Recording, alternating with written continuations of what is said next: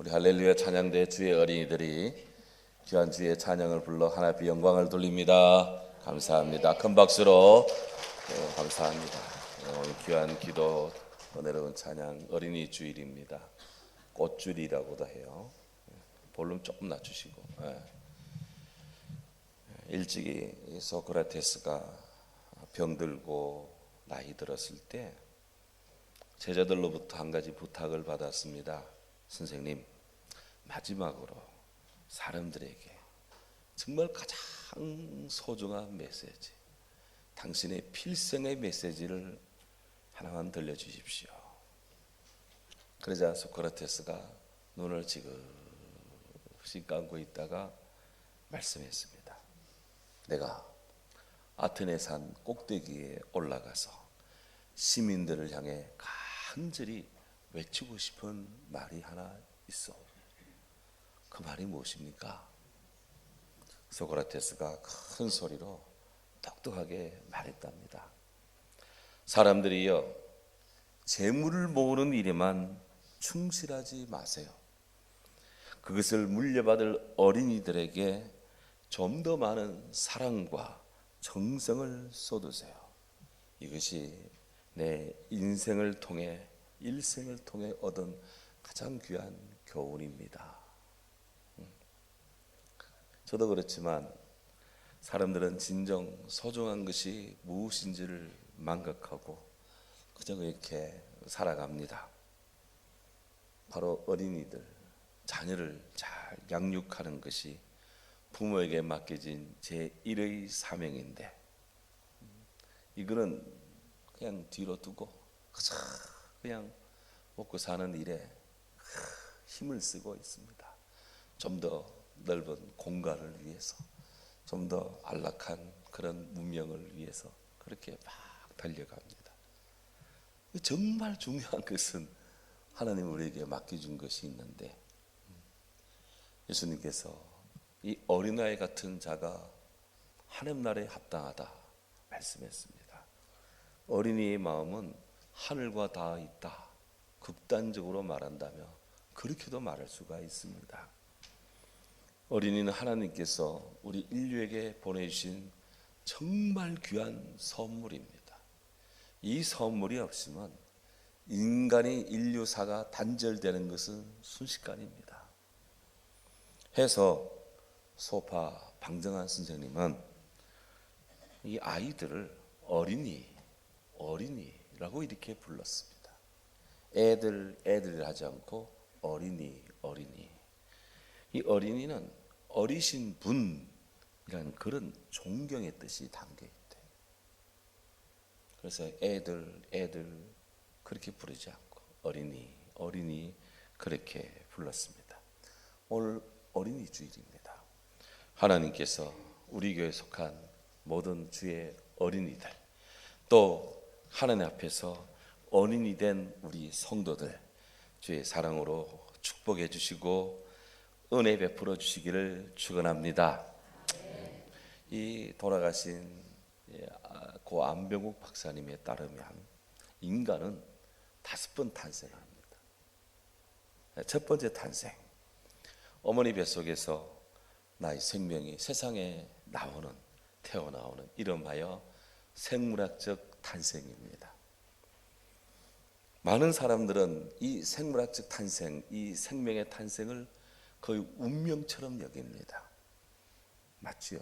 그런데 우리네 생명은 단지 그냥 나의 운명을 넘어서 하나님께서 우리 각자에게, 생명의 근원자께서 우리 각자에게 베풀어 주신 하나님의 거룩한 섭리의 은총이 바로 배어 있고 투사된 것이다 하는 거예요.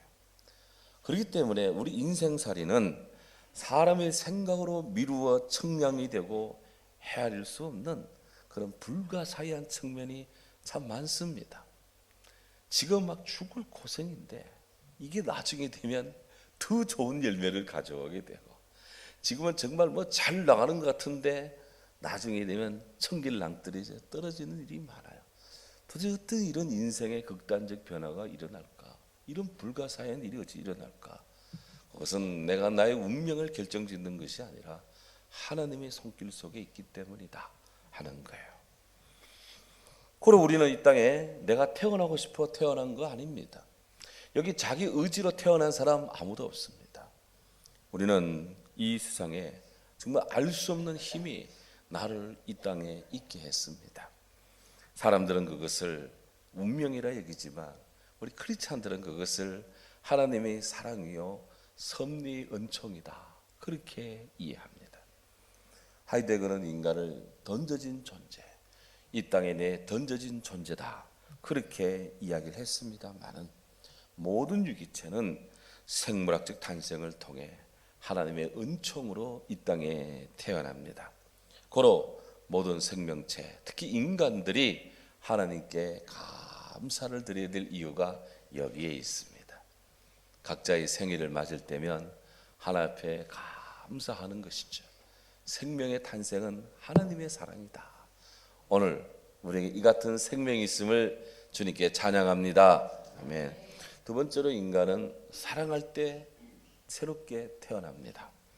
한 남성이 한 여성을, 한 여자가 한 남자를 깊이 사랑할 때 정말 새로운 생을 발견하고 환희해졌습니다. 그래서 사랑은 도취요, 황홀이요, 그리고 신비다 하는 거예요. 사람은 사랑할 때 정말 즐겁고 새로워집니다. 이 사랑은 죽음보다도 강합니다. 그래서 하나님께서 인간에게 해주시는 축복 중에 정말 가장 큰 축복이 사람으로서 사랑하며 살 수 있게 하는 것, 이 사랑의 축복은 정말 귀한 선물이다 하는 거예요. 하지만 탐욕에 찌든 인간의 사랑에는 큰 위험이 뒤따릅니다.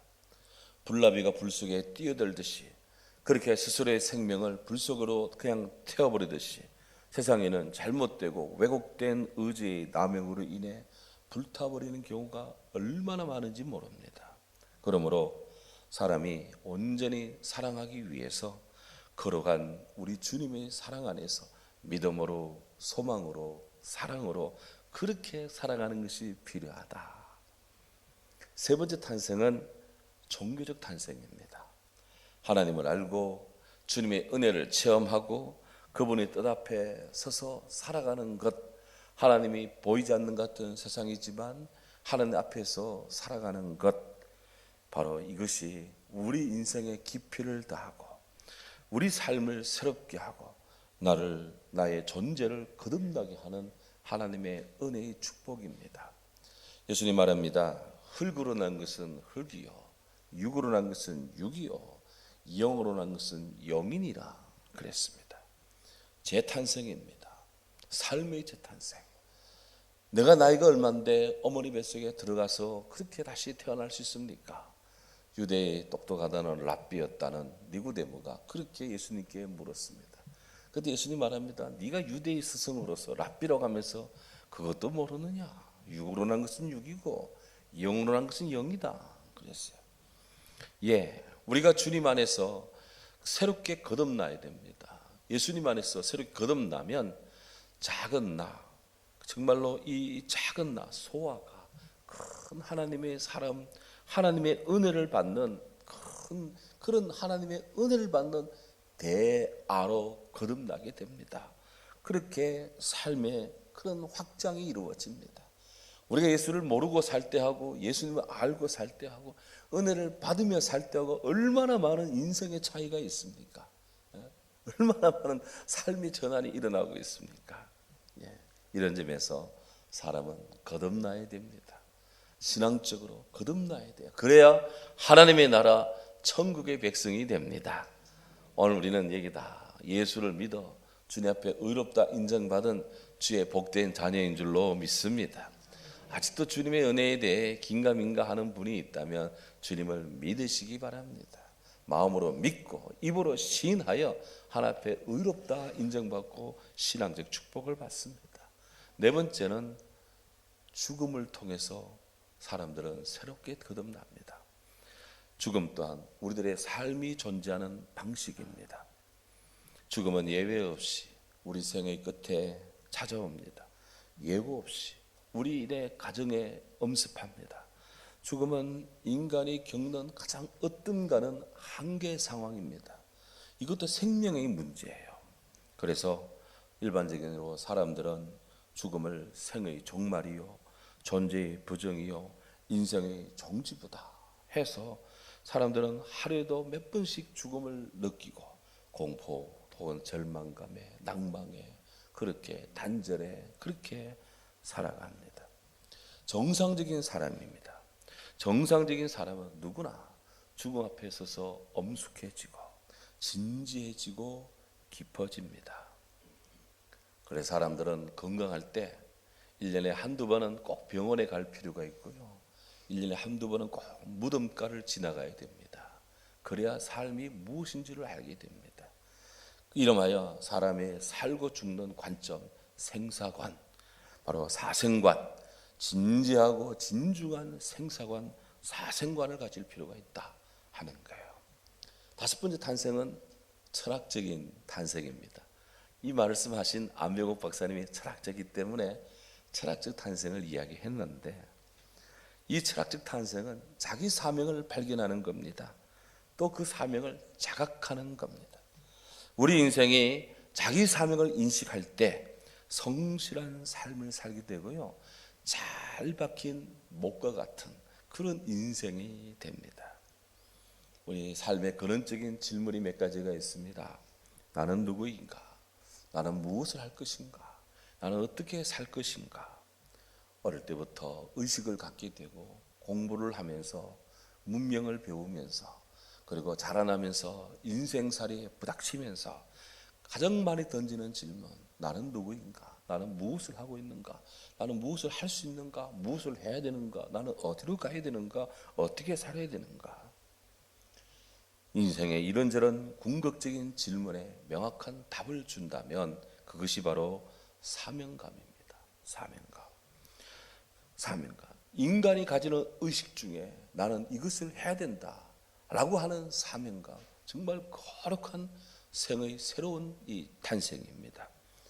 고로 사람은 자기 사명을 자각할 때 비로소 진정한 자기가 되고요, 그 주님을 특히 이 자기 사명이 하나님을 위한 것임을 알 때는 생명도 들 수가 있는 것입니다. 바라기는 이 땅에서 함께 살아가는 우리 모든 어린이들, 또 사랑하는 모든 교우들, 요람에서부터 무덤에 이르기까지 하나님을 사랑하고 인생 사명을 자각하여서 헌신하는, 그렇게 소금과 빛으로서 그렇게 섬기고 일하는 복된 존재로서 존립하기를 주의 이름으로 축원합니다. 오늘 말씀에 정말 우리에게 귀한 말씀이 들려오고 있습니다. 내 아들아. 전도서가 이제 다음 주면은 전도서 대장정이 끝을 맺습니다. 그 끝에서 두 번째 절, 전도 12장 12절에 내 아들아, my son, 이렇게 지혜자 솔로몬이 전도자께서 칭하고 있습니다. 내 아들아, 좁게 보면 솔로몬의 왕위를 곧 계승해 나가야 될 르호보암을 지칭한다고 볼 수 있고요, 좀 더 크게 보면 또 귀한 의미가 거기에는 숨어 있습니다. 히브리어로 아들 그럴 때는 벤입니다. 베냐민 하면은 야민의 아들, 뭐 이런 야곱의 아들 이런 뜻인데, 벤은 아들이라는 뜻입니다. 또 이 벤이라는 말에는요, 제자라는 뜻이에요. 제자. 유대인의 세계관에서 볼 때 유대인들은 자기들의 제자들을 제자들아 이렇게도 부르지만 아들들아, 아들아 이렇게도 불러요. 이스라엘 사람들은 가족의 의미를 굉장히 소중히 여깁니다. 그런데 이 가족과 함께 민족의 의미도 굉장히 소중히 여깁니다. 그래서 그들은 이스라엘 사람이라고 하는 그 자체로 자기네 정체성을 굉장히 긍정합니다. 선민의식이 남다르기 때문에 그렇습니다. 이런 점에서 내 아들아 라고 하는 것은 솔로몬의 후계자 르호보암뿐만 아니라 바로 그에게 지혜를 청하러 오는 사람들, 그가 하나님의 지혜로 기록한 전도서, 잠언 이런 하나님의 말씀을 지금 듣고 배우고 사모하는 독자들을 포괄하는 따뜻한 마음입니다. 내 아들아. 하나님 말씀을 읽고 있는 또 듣고 있는 주의 성도들을 향해서 우리 하나님이 하시는 말씀이 있다면, 부르는 말이 있다면 내 아들아, 나의 제자들아, 이렇게 부르는 거예요. 성경에 묘사되고 투사되고 있는 우리 하나님 아버지의 마음은 굉장히 따뜻합니다. 굉장히 뜨겁습니다. 하나님은 사람을 사랑하십니다. 하나님은 세계 열방을 사랑하십니다. 하나님은 한 영혼을 천하보다 귀하게 여기십니다. 하나님은 가난한 자, 억울한 자, 연약한 자, 빛이 없는 자, 그들에게 구원의 의를 알리는 은총의 마음입니다. 우리 하나님 앞에 나가면 모든 문제가 해결됩니다. 해서 하나님은 모든 사람이 구원을 얻으며 진리를 아는 데 이르기를 원하신다. 그렇게 바울이 디모데에게 하나님의 마음을 알려주고 있는 거예요.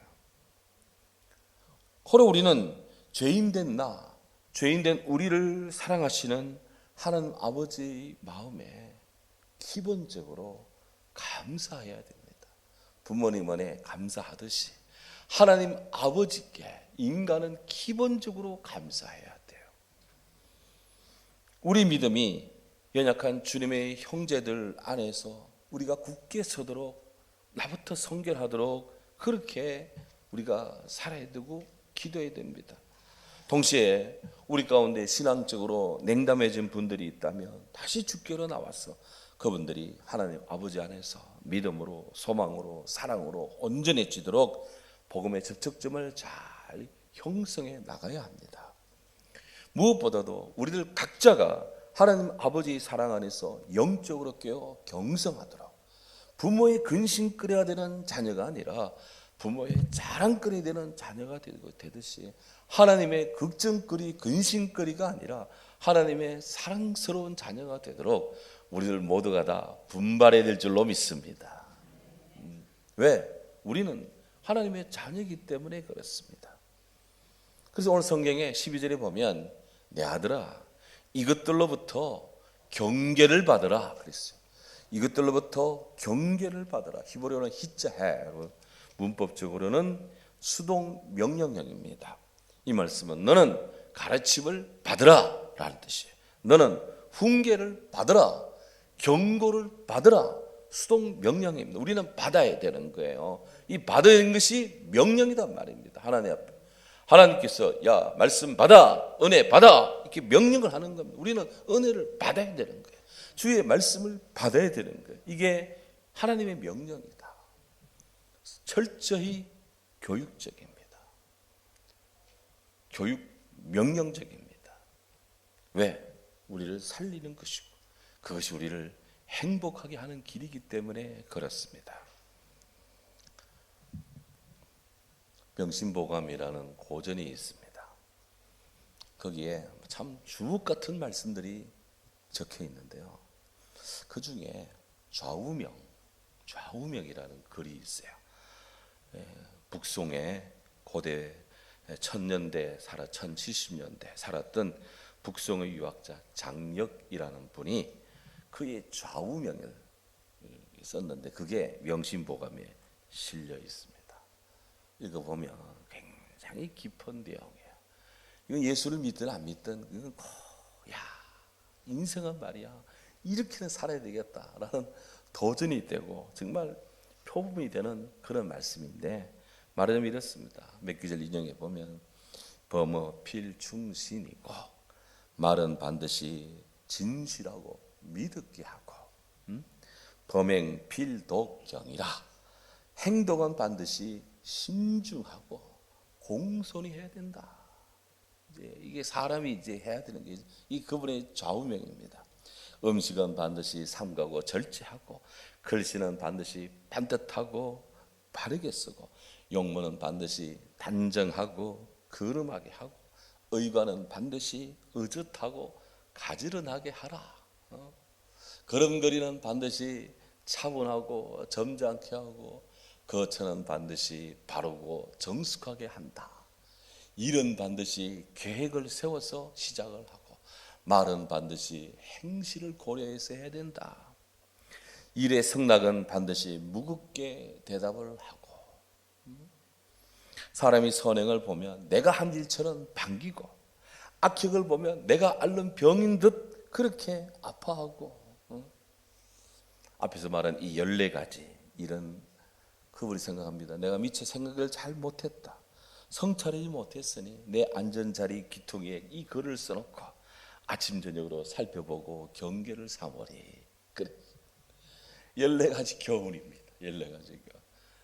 여기 뭐 예수를 믿건 안 믿건 이게 뭐 말, 행동, 음식, 글씨, 용모, 의관, 걸음걸이, 거처, 일, 뭐 이게 뭐 하나도 버릴 말씀이 없습니다.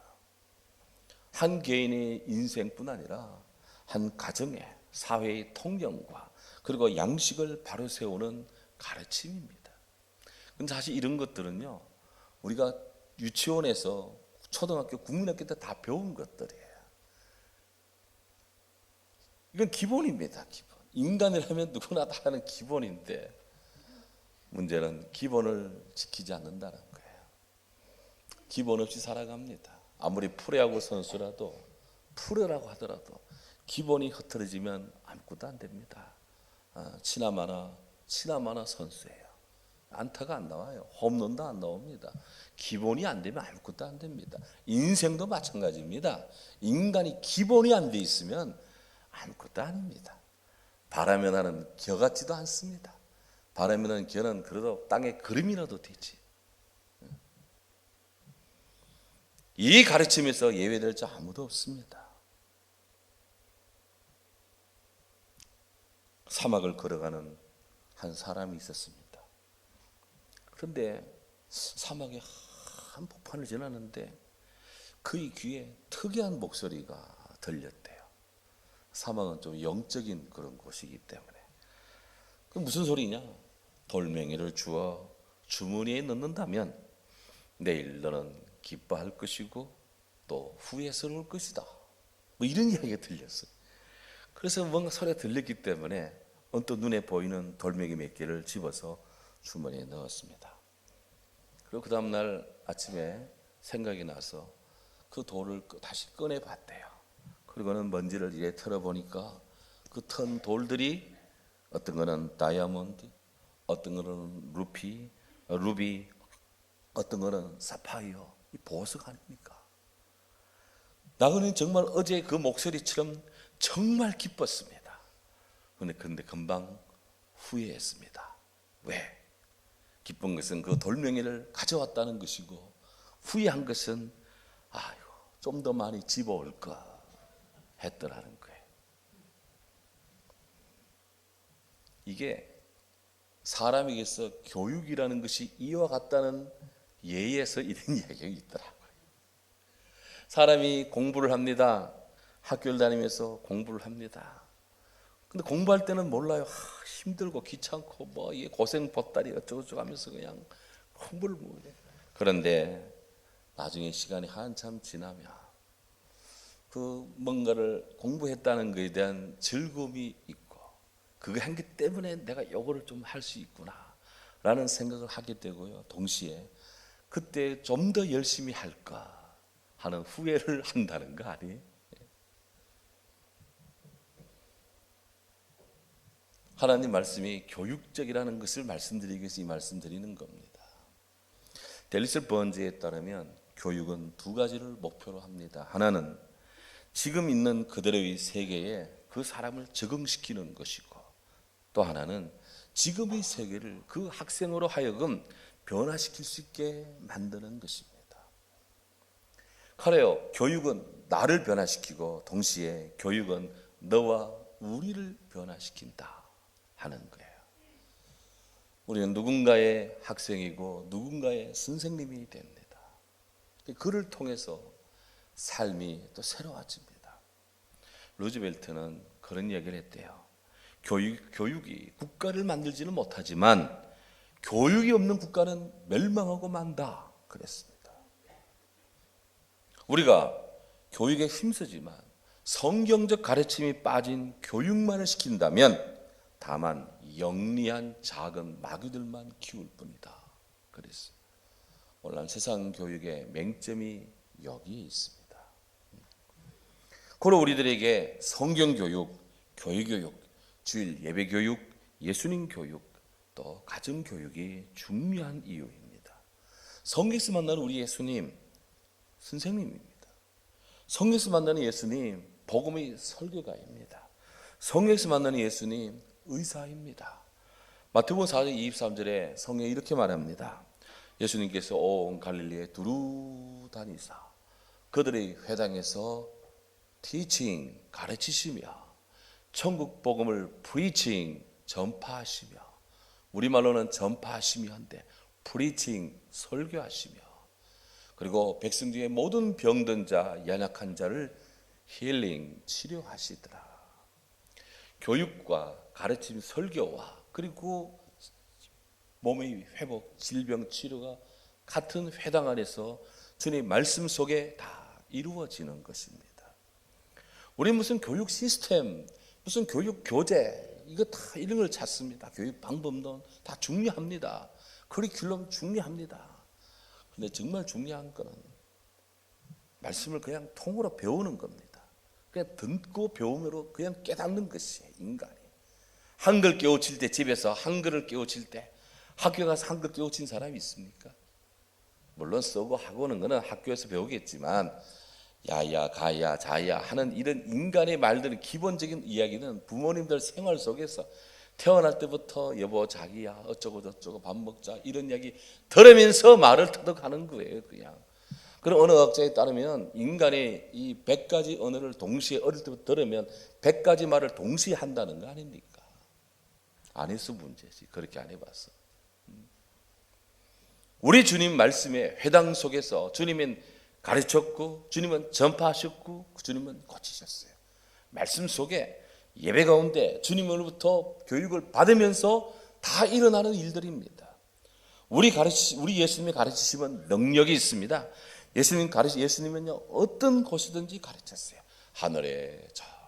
이 하늘의 별을 보라, 구름을 보라, 새들을 보라, 저 땅의 꽃들을 봐라, 저 사람들을 봐라, 개미알을 봐라, 뭐를 봐라. 주님의 모든 것들을 가지고 심지어 돌멩이를 가지고도 너희들이 입을 열어 이 복음 전하지 않고 너희들이 입을 열어 주님 찬양하지 않으면 저 돌들이 소리칠 것이다. 그렇게 말씀했어요. 주님이 타고 갔던 작은 이 나귀의 새끼가 얼마 어마어마한 교육이 되고 교육 교재가 되고 어마어마한 이 시대를 초월하는 교육의 이 말씀이 되는 겁니다. 고로 우리 주님은 어디서든지 부지런히 능력 있게 누구에게나 비유를 가지고 알기 쉽게 그렇게 말씀했는데 주님의 이 가르치심은 권위 있는 자와 같고 주님의 이 가르치심은 서기관 같지 않아 정말 탁월했습니다. 우리 주님은 행하며 가르치셨어요.